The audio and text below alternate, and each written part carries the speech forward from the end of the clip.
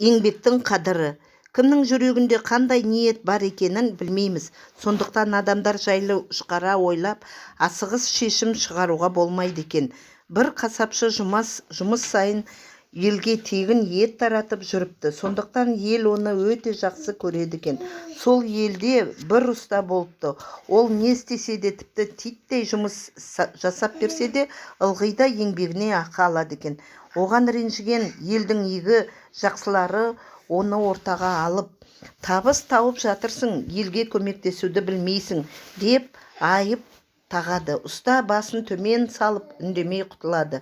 Күндердің күні ұста өмірден кетті. Содан көп ұзамай қасапшы ет таратқанын тоқтатады.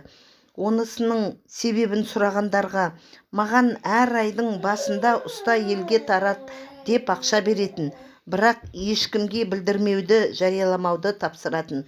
Ол кісі қайтыс болды. Енді мен сіздерге өз қалтамнан бере алмаймын, кешіріңіздер дейді. Сөйтсе ұста адамдарға адал еңбекті, мейлі ол өте аз болса да, бағалауды үйретіп жүрген екен.